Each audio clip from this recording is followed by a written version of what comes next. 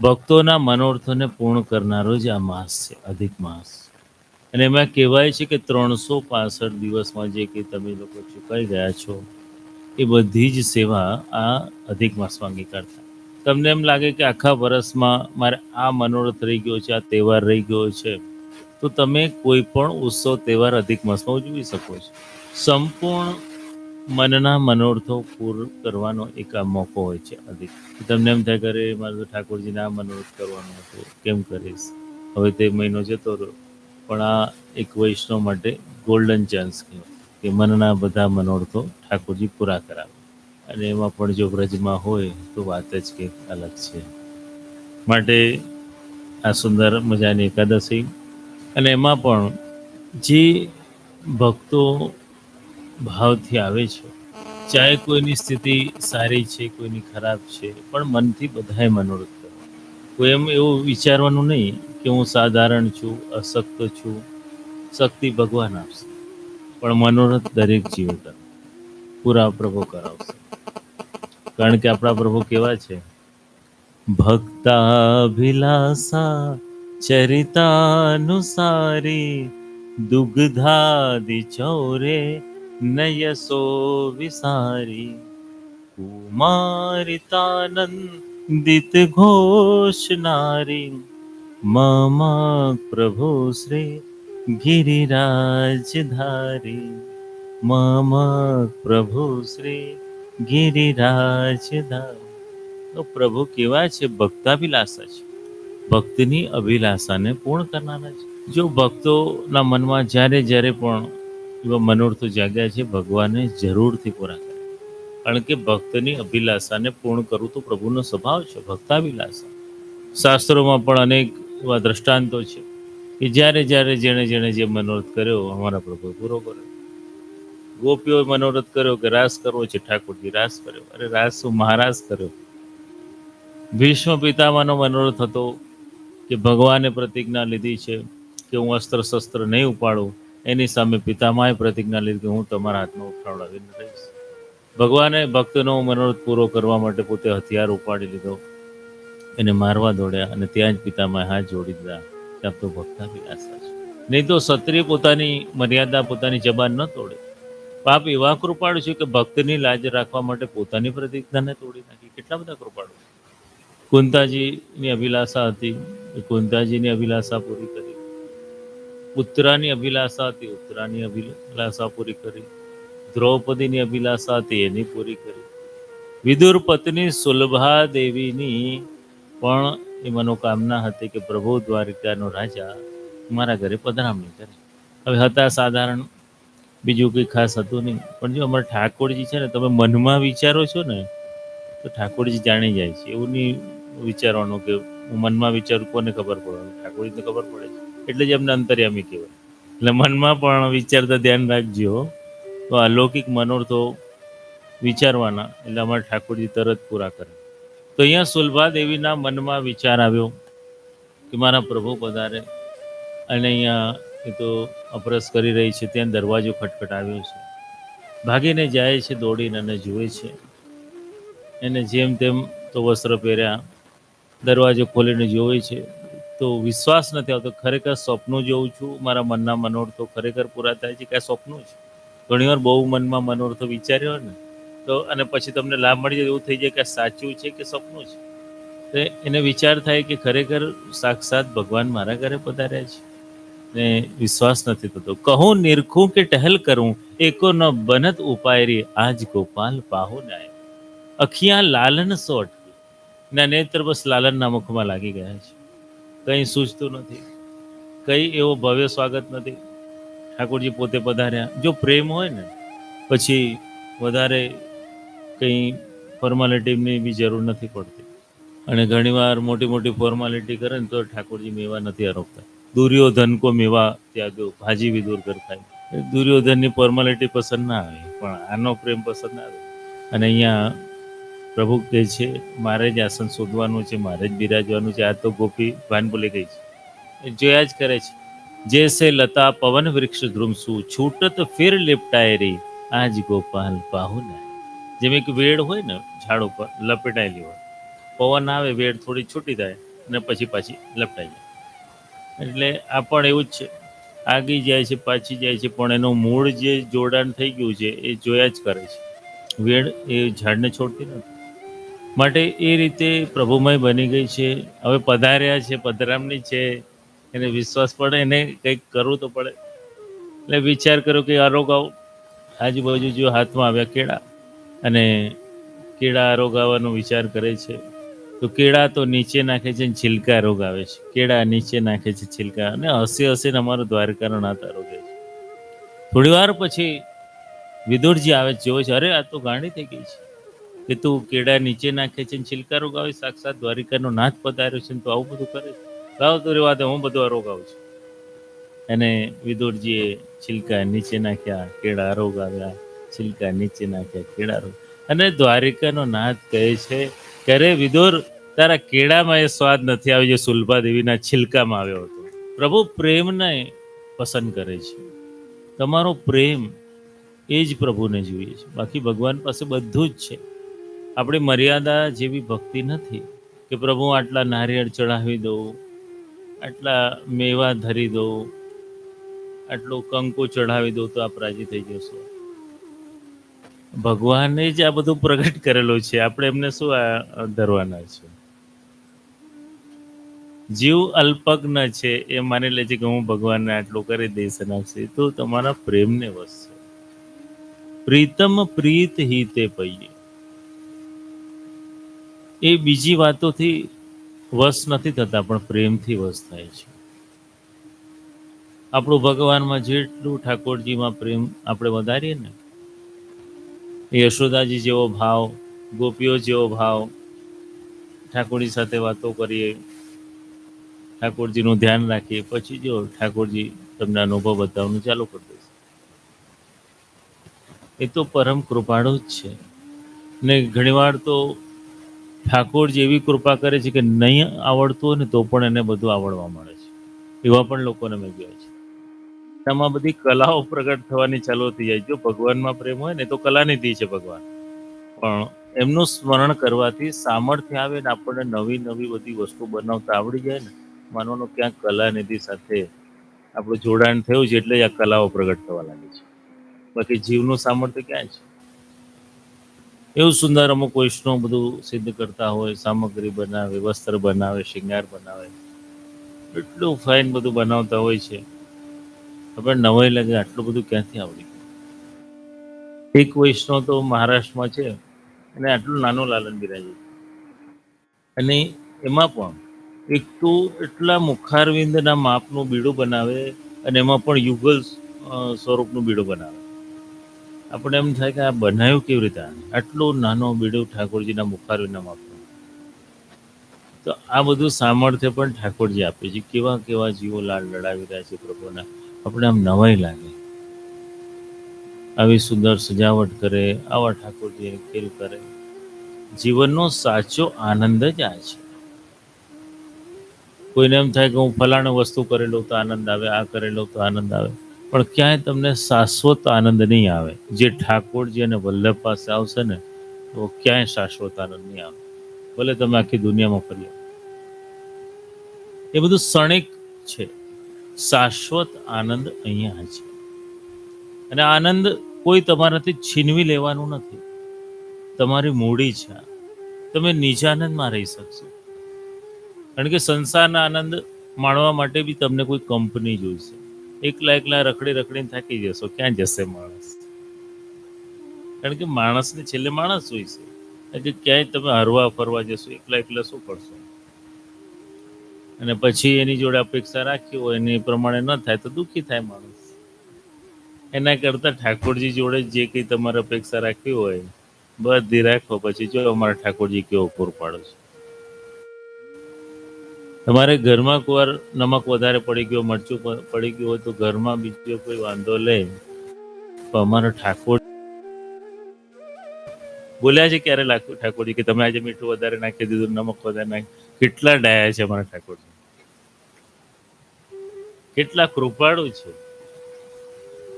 કારણ કે વલ્લભને વચન આપ્યું છે કે વલ્લભ આપના દ્વારા જે કંઈ પણ મને અંગીકાર કરાવશે એને હું આરોગીશ. એવા જાત જાતના વૈષ્ણવ, જાત જાતની સામગ્રીઓ પણ આરોગાવતા હોય. આપણે ખ્યાલ પણ ના આવી નવી નવી સામગ્રી આવડી ગઈ હોય એમાં. સાવ નાના નાના 4-4 વર્ષના બાળકોને પણ કુદરતી બધું આવડવાનું ચાલુ થઈ જાય છે. એટલે આપણું જોડાણ હોય તો આપણા મનોરથ ઠાકોરજી પૂરા કરે, એ ભક્તાભિલાષા છે. એટલે ક્યારે લૌકિકની ચિંતા કરીને બેસી જવું નહીં. ઘણાનો એવો સ્વભાવ હોય કે લૌકિકની ચિંતા કરી અને બેસી જાય કે આનું શું થશે, ફલાણું શું થશે, ઢીકણાનું શું થશે. અહીંયા સુધી કે આડોશી પાડોશીની બી ચિંતા હોય કે ફલાણાનું આમ કેમ થશે ને ઢીકણું કેમ થશે, અને આવા કલરની ગાડી કેમ લીધી હશે, એની બી ચિંતા એને થાય. એટલી બધી ચિંતાઓ પણ મહાપ્રભુજી ના પાડે છે, ચિંતા કાપી ન કાર્યા, કે તમારે ચિંતા કરવાની કોઈ જરૂર નથી. તમારી ચિંતા ભગવાન કરી જ રહ્યા છે. આપણે કેવલ ઠાકોરજીની ચિંતાનો વિચાર કરવાનો કે મારા પ્રભુને કેમ હું પ્રસન્ન કરી શકું, કેમ સન્મુખ રહી શકું. એટલે હજી પણ જેને પાકી સેવા નથી એને પાકી સેવા શરૂ કરી દેવાય. પછી ઠાકોરજીના જે અનુભવ થાય એનો આપણને ખ્યાલ આવે. તો આ પુષ્ટિ માર્ગની એક વિશેષતા છે કે જે લાભ નંદાલયમાં મળ્યો હતો એ આજે વૈષ્ણવના ઘરમાં મળી રહ્યો છે. કસોટી પણ થશે, સેવામાં આગળ વધશો, કસોટી પણ થશે. કારણ કે સેવાફલ ગ્રંથની અંદર પણ મહાપ્રભુજી બતાવે છે, ઉદ્વેગ આવે, પ્રતિબંધ આવે, સ્વયં ભગવતકૃત પ્રતિબંધ આવે, એ પ્રમાણેનું પ્રતિબંધો પણ આવશે. પણ આપણે એ બધામાંથી નીકળવાનું છે અને ત્યાં સુધી પહોંચવાનું છે. એટલે પ્રારંભિક અવસ્થાના જે જીવો હોય એને જીવનમાં ઉદ્વેગનો પણ અનુભવ થાય કે હું સેવા કરું છું પણ અમારું ચિત્ત ચોંટતું નથી. પણ એ પણ તમે એક પગથિયું ચડી ગયા એટલે આ વિચાર આવે. પછી પ્રતિબંધ પણ આવશે અને પછી સ્વયં ભગવત કૃત પ્રતિબંધ પણ આવશે. એ બધામાંથી આપણે પાર નીકળવાનું છે. માટે જીવની કસોટી પણ થશે. સેવામાં આગળ વધ્યો હોય, ભગવાન તો ભક્તાભિલાષા છે, ચરિતાનુસાર દુગ્ધાદિ ચૌરે નયસો વિસારી. ભગવાને આજે માખણ ચોરી લીલા ખરી બ્રજમાં, તો દૂધ, દહીં અને નવનીતની ચોરી કરી. તો એનું કારણ એ જ છે કે જે ગોપીઓનું ચિત્ત રૂપી નવનીત છે અને ઇન્દ્રિય રૂપી ગોરસ છે, એ ભગવાનમાં જોડાતું ન હતું. એટલે સ્વયં ભગવાને કૃપા કરી એમના ઘરે પધારી અને નવનીત રૂપી ચિત્ત અને ઇન્દ્રિયો રૂપી ગોરસને આપે અંગીકાર. આપણને પ્રશ્ન થાય કે પછી તો ગોપીઓ સીધે સીધું કેમ ના આપી દીધું? પણ ગોપીઓ પણ ખૂબ જ તત્સુખનો ભાવ રાખવાવાળી છે. કહે છે, પ્રભુ આપ કૃપા કરીને પધાર્યા તો છો, પણ આપને લાયક નથી. આમાં બહુ દોષો ભરેલા છે. ભગવાન કહે છે, જેવા છો એવા મારા છો, હું સહદોષ સ્વીકાર કરું છું. એટલા માટે આ માખણ ચોરી લીલા કરી. ભગવાને વિભિન્ન રૂપે લીલાઓ કરી છે બ્રજની અંદર. અલગ અલગ રીતે માખણ ચોરી કરવા પધારતા. કોઈ ચંદ્રાવલીજીને ત્યાં થાય, પર લલિતાજીને ત્યાં જાય, વિશાખાજીને ત્યાં જાય, વિભિન્ન પ્રકારથી. અને જ્યારે મહાપ્રભુજીનો સમય હતો, શ્રીનાથજી પ્રગટ થયા, ત્યારે શ્રીનાથજી પણ આવી માખણ ચોરી લીલા કરી. ભગવદીઓને લઈને જતા કુમનદાસજી બધા ભગવદીઓને લઈ અને માખણ ચોરી કરતા. તો આપણે પણ એ જ વ્રજ ભક્તોના ભાવથી, ગોપીઓના ભાવથી ઘરમાં જે આપણે દૂધની કટોરી ધરાવીએ છીએ, એ દૂધની કટોરી ધરીએ, માખણ ધરીએ, તો પણ આપણું ચિત્ત એ એમાં અંગીકાર કરે. પ્રભુ દૂધ ધરી, એ દૂધ રૂપી આપણો સ્નેહ છે, એનો પ્રભુ સ્વીકાર કરે છે. આખું કુમનદાસજી પદ સાહિત્યની જે શરૂઆત કરી, સૌથી પહેલું પદ સાહિત્ય કહ્યું સાંજ કે સાચે બોલ, એમાં પણ આ દૂધ અરોગાવાનો ભાવ છે. કે વિચાર કરે છે લલતાજી કે હું પેલા કટોરો ઠાકોરજીને આપવું કે સ્વામીજીને આપવું, અને એ જ મનોરથ મનમાં થાય છે કેવી રીતનું થાય, અને યુગલ સ્વરૂપનો જે આનંદ મળે છે, તો એવો ભાવ રાખી આપણે દૂધની કટોરી ભરવાની, યુગલ સ્વરૂપનો ભાવ રાખી. તો ઘરમાં આપણે જે કંઈ પણ અંગીકાર કરાવી રહ્યા છીએ એમાં વિશેષ આપણને આનંદ થાય. જો ગોકુલના ગીત આખું એના ઉપર કેટલું મોટું સાહિત્ય લખ્યું છે, રહસ્ય ભાવના. એમાં એક એક સામગ્રીનો પણ ભાવ બતાવે છે. એક એક જે ખીલોના આપણે ધરીએ છીએ એનો ભાવ, ખનપાટનો ભાવ, એટલે એ બધો ભાવ આપણે જાણી જઈએ તો બધું તમને પ્રગટ દર્શન થવા લાગશે. જ્યાં સુધી તમને બધું ખબર નથી ત્યાં સુધી ક્રિયાવત બનશે, પણ જ્યારે આ બધું પ્રગટ અનુભવ થવા લાગશે કે આ બધું શું છે, પછી તમારું મન ચોંટવાનું અમારે કેવું નહીં પડે, આપોઆપ લાગી જશે, એટલે તમને પ્રગટ અનુભવ થશે આ બધું સાક્ષાત છે. શ્રી ગોકુલેશ પ્રભુ હરિરાયજી આખી સેવાની ભાવના પ્રગટ કરી, બધા ભાવને પ્રગટ કર્યા છે. એટલે એક એક ખેલોના હોય કે સામગ્રી હોય, ગમે તે બધું ભાવાત્મક સ્વરૂપ છે. એટલે આપણે ત્યાં કહેવામાં આવે છે કે તમે એ યશોદાજી જેમ લીલાનું સ્મરણ કરીને સેવા કરતા, જે ગોપીઓનો ક્રમ હતો એ પ્રમાણે સેવા કરો. પ્રાત સમય ઉઠી કે બ્રજબાલા, પ્રાત સમય ઉઠી કે બ્રજબાલા, ગાવત મંગલ ગીત રસાલા, ગાવત મંગલ ગીત રસાલા, કર શિંગાર મથનિયા દોહે, अपनो अपनो दयो बिलोवे है, रात समय उठी के ब्रजबाला. હરિરાયજી કેવું સુંદર નિત્ય લીલામાં બતાવ્યું કે જે ગોપીઓનો ક્રમ છે, આપણે ઠાકોરજીને જગાડી એ જ બધી ભાવનાને યાદ કરો કે ગોપીઓ કેવી રીતે જાગતી, તો માખણ બિલવતી, ગાયો જાગતી, એ જ આખી ભાવના છે. તમને આમ આનંદ આવવા લાગશે, તમને એવું લાગશે તમારું ઘર નથી પણ નંદાલય છે, એવું લાગશે આ બધા અમારા સગાઓ નથી, આ તો વ્રજભક્તો છે. તો આખું તમારી વિચારધારામાં પરિવર્તન આવી જશે, બધો લૌકિક આવેશ નીકળી જશે. જે સાક્ષાત સાચું સ્વરૂપ છે તમને દેખાવ લાગશે કે આ વલ્લભકુલનું સ્વરૂપ શું છે, ઠાકોરજીનું સ્વરૂપ શું છે, એ દિવ્ય દ્રષ્ટિ તમને મળશે. પછી લૌકિક બધા આવેશો નીકળી જશે, અને સેવાનું સામર્થ્ય પણ ઠાકોરજી જ આપશે. અમે ઘણીવાર જોતા હોય છે કે આમ કોઈ શક્તિ નથી હોતી હલવાની, પણ ઠાકોરજીની સેવામાં બેઠા હોય છે તો ઘણી બધી શક્તિ આવી જાય છે. જે ઘરમાં નથી ચાલી શકતા એને ગિરિરાજની પરિક્રમા કરતા પણ કહેવાય છે. એવું બધું સામર્થ્ય ઠાકોરજી આપે કે જ્યારે આ બધા અલૌકિક આપણે વિચાર કરીએ, વ્રજ ભક્તોનો વિચાર કરીએ, લીલાઓનો વિચાર કરીએ. પણ આજના સમયની અંદર લોકોના મનમાં અનેક પ્રશ્નોનો ઉદ્ભવ થતો હોય છે. ઘણીવાર મનુષ્ય એવું પણ વિચારે કે અમે લોકો આટલા સારા કર્મ કરીએ છીએ તો અમારી જ કસોટી કેમ થાય છે, પણ પેલા માણસે એવા સારા કર્મ નથી કર્યા તો એ કેમ આટલો સુખી દેખાય છે. એવા પણ ઘણીવાર લોકોના મનમાં જિજ્ઞાસાઓ થતી હોય છે કે આવું કેમ બની રહી છે ઘટના. પણ એમાં ભગવાનનો કોઈ વાંક નથી હોતો, એ તો ન્યાય હોય છે. જે હમણાં તમને સુખી દેખાઈ રહ્યો છે એને ગયા જન્મોની અંદર સત્કર્મ કરેલા હતા, એનું આ જન્મમાં ભોગવી રહ્યો છે. અને આપણું એ ઉત્કર્ષ થવાનું છે, લીલા પ્રાપ્તિ થવાની છે, કલ્યાણ થવાનું છે. એટલે જે કંઈ પણ પાછલા જન્મોનું પણ હતું એ થોડું થોડું અહીંયા જ ભોગડાવી દે છે, કારણ કે આપણે લીલા પ્રાપ્તિ થવાની છે. અને પેલો જીવ જે હમણાં આનંદમાં દેખાય છે એને તો કેટલા જન્મ બીજું ભોગવવાના બાકી છે.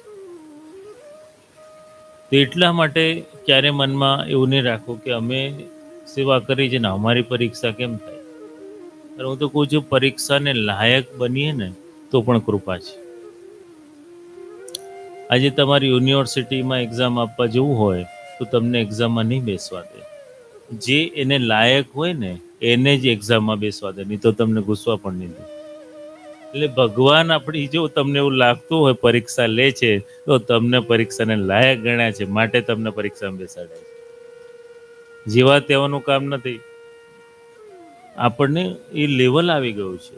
એ કસોટી કરવાને લાયક આપણે બની ગયા છે. જો સોનાની જ કસોટી થાય, કોઈ લોડાની થોડી કરે છે. અને જે જીવ સોના જેવા બની જાય છે ને, ચાહે એને તોડવાનો કેટલા પણ પ્રયત્ન થાય ને, સોનાના તમે 4 ટુકડા કરો તો પણ એની વેલ્યુ ઓછી થતી નથી. તમારા ભક્તોનું પણ એવું છે. એવા અમારા ઠાકોરજીના સોના સાચા બની જાય ને, એને લોકો સંસાર કેટલું તોડવાનો પ્રયત્ન કરે ને, તો એની જરાય કિંમત ઘટે નહીં. આપણે એવા સેવક બનવાનું છે, એવા પાકા વૈષ્ણવ બનવાનું છે કે સંસારના પ્રપંચો આપણને બાધારૂપ ન બને. માટે આ ગિરાધારાષ્ટકમની અંદર ખૂબ જ સુંદર સમજાવ્યું કે ભક્તાભિલાષા ચરિતાનુસારે દુગ્ધાદિ ચોરે નયસો વિસર કુમારિતાનંદ ઘોષણારી મમક પ્રભુ શ્રી ગિરાજા. ભગવાને અલગ અલગ પ્રકારની લીલા કરી છે. અહીંયા કુમાર લીલાની ચર્ચા છે, કારણ કે 5 વર્ષ સુધીની છે અવસ્થા એ કુમાર અવસ્થા છે. 6 વર્ષ પછી પૌગંડ અવસ્થા આવી જાય, કે જ્યારે ગૌચરનો પ્રારંભ કર્યો હતો, એને પૌગંડ અવસ્થા કહે. એટલે અહીંયા તો લાલન 5 જ વર્ષ સુધીના છે. એની સુંદર મનોહર લીલાની ચર્ચા છે કે લાલન એવા નાનકડા હતા 5 વર્ષ, કે લાલન છોટો સો કુંજ મેં મિલે લાલન, કે લાલન છોટે સો. એવા લાલન નાના હતા ને, પાલનામાં ઝૂલતા અને ગોપીઓના અલગ અલગ પ્રકારના મનોરથો જાગતા. કોઈ જોતા કે યશોદાજી પાન કરાવે છે, અમે પણ પાન કરાવે. ઠાકોરજી પગનો અંગૂઠો મુખમાં રાખી અને એવો મનોરથ પૂરો કરતા. બધાને એવું લાગતું કે અમને પણ યશોદાજી જેવો લાભ મળી ગયો. કરાર વિંદે પદાર વિંદે નખ મુખાર વિંદમ વિનિવેશ. તો પ્રભુ નાના હતા ત્યારે પણ એવી લીલા કરતા. ઘણી ગોપીઓ ભગવાનને પૂછવા આવતી, પરીક્ષા લેવા આવતી, હેરાન કરવા આવતી. અરે લાलन तेरे दोनों हस्त कहाँ हैं? भगवान क्या रहा? अरे लालन तेरे दोनों चरण कहाँ हैं? भगवान क्या रहा? भगवान ने पूछे अरे लालन तेरे दोनों नेत्र कहाँ हैं? लालन क्या रहा? પછી ગોપીઓ પરીક્ષા કરે પ્રભુની. પૂછે છે કે અરે લાલન તેરે દોનો કાન કहाँ हैं? એને એમ કે લાલન 2 કાન પકડશે ને પછી તાળીઓ પાડીશું. ઠાકોરજી ઊભા થાય ને ગોપીના જ 2 કાન પકડી લીધા. કારણ કે પ્રભુ તો ચતુર શિરોમણી છે. એટલે અહીંયા આપણું સમર્પણ, દીનતા શ્રી મહાપ્રભુજી કે શ્રી કૃષ્ણ શરણ.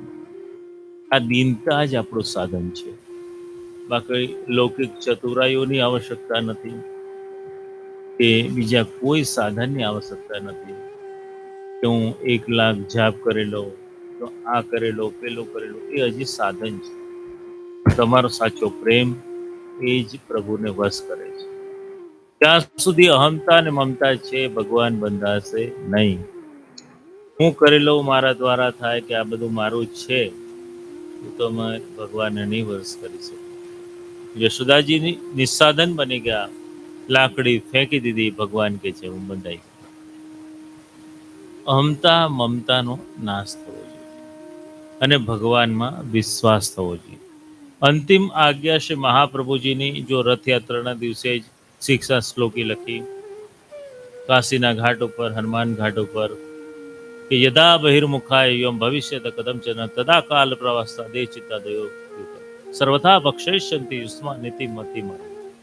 કે જો તમે બહિર્મુખ થયા તો કાલનો પ્રવાહ તમને થઈ જશે. બહિર્મુખ નહીં થતા, ઠાકોરજીની સન્મુખમાં રહેજો, વલ્લભના સાનિધ્યમાં રહેજો, નહીં તો બુદ્ધિ ભ્રષ્ટ થતા વાર લાગશે નહીં.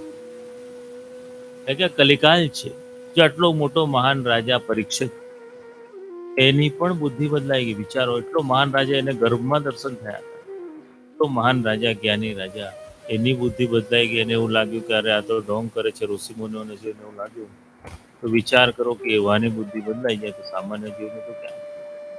એટલે હંમેશા જીવે સારા વૈષ્ણવનો સંગ કરવો અને સત્સંગ કરવો. જે તમને પ્રભુથી, ગુરુથી, વલ્લભથી દૂર કરે એ દુસ્સંગ છે. શ્રી હરિરાયજી શિક્ષાપત્રમાં આપ્યા. તમારો ભાવ ખંડિત કરે એની જોડે સંગ નહીં કરવો. પણ જે તમારા ભાવમાં અભિવૃદ્ધિ કરે એનો સંગ કરો. માટે શ્રી મહાપ્રભુજી આ ગ્રંથ લખ્યો અને પછી સ્વયં ઠાકોરજી પધારે એમણે પણ ગ્રંથ લખ્યો. મય ચેદસ્તિ વિશ્વાસો ગોપીજન વલ્લભે, કે જે જીવ મારામાં વિશ્વાસ રાખશે એને હું ક્યારે નહીં છોડું. આપણે એટલું જ કાર્ય કરવાનું કે ભગવાનમાં વિશ્વાસ, પણ જો આપણો વિશ્વાસ ટકી ગયો કે મારું શું થશે, તો પછી ઠાકોરજી કંઈક કરી લે તારી રીતે. પણ આપણે વિચારીએ કે નહીં, મારે તો સેવા કરવી છે, પ્રભુ લાડ લડાવવા છે, અને એ બધું આપણે ધ્યાન રાખીશું તો ઠાકોરજી પણ આપણું ધ્યાન રાખશે. જો રામદાસના માથે દેવું ચડી ગયું પણ એનું ધ્યાન તો સેવામાં જ છે, તો સ્વયં ભગવાન રામદાસનું રૂપ લે છે અને એનું દેવું ચૂકતે કરીને આવે છે. ભગવાન આટલી બધી ચિંતા રાખે છે. જીવ તું સિદ્ધને ચિંતા કરે, હરિને કરવું હોય તો. એટલે ભાવ જ્યારે આવી જશે તો વૈષ્ણવ સમગ્ર આનંદમાં જ રહેશે. પછી તમને કોઈ દુઃખી નહીં કરી શકે, કારણ કે જેના મનમાં ભગવાન હોય પછી એને આ સંસારના પ્રપંચો બાધા કરતા નથી. તથૈવ તસ્ય લીલેતી મત્વા ચિંત્રામ ધૃતમ તજે, કે આ બધું પ્રભુની લીલા છે એવું માની અને અનાસક્ત ભાવ રાખો કે ભગવાન મારી જોડે છે. જો એક નાનો છોકરો હતો અને થોડો મોટો થયો, 14 વર્ષની ઉંમર થઈ, એને થયું કે હું એકલો પણ બધે ફરી શકું છું. એટલે એકવાર બહુ જીદ કરી, ના હું એકલો જ જઈશ, હું મોટો થઈ ગયો. એટલે એને ટિકિટ કરાવી આપી અને કે જા તારે જવું હોય તો. એટલે એની મમ્મી ટિફિન ને બધું આપ્યું, સાથે એક ચિઠ્ઠી પણ લખીને આપી, જો તને દીકરા ડર લાગે ને તો આ ચિઠ્ઠી ખોલીને વાંચી લેજે, તારો ડર નીકળી જશે. હવે પેલા તો એને બહુ મજા આવી, દિવસે લોકો આવતા હતા, જતા હતા, ફેરિયાઓ આવતા હતા, બધા સીન સિનેરી દેખાતા હતા બારીમાંથી. પછી અંધારું થવા લાગ્યું, લોકો બધા પેસેન્જર બી બધા નીકળી ગયા, એકલો રહી ગયો અને બહાર કંઈ દેખાય નહીં, અંદર કંઈ નહીં. પછી તો ધીરે ધીરે ડર લાગવા લાગ્યો, ગભરાવા લાગે, સાવ એકલો પહેલી વાર નીકળ્યો. પછી એને યાદ આવ્યું કે મારી મમ્મી એક ચિઠ્ઠી આપી છે, આ ચિઠ્ઠી ખોલીને વાંચી લો. મમ્મી કીધું હતું કે આ વાંચજે, તને ડર નહીં લાગે. પછી એને થેલીમાંથી કાઢી ચિઠ્ઠી અને ચિઠ્ઠી ખોલીને વાંચી છે, અને છોકરાનો ડર નીકળી ગયો. ચિઠ્ઠીમાં લખ્યું હતું કે તારા પાછળની સીટમાં જ તારા પપ્પા બેસેલા છે, તું જરાય ચિંતા કરતો નહીં.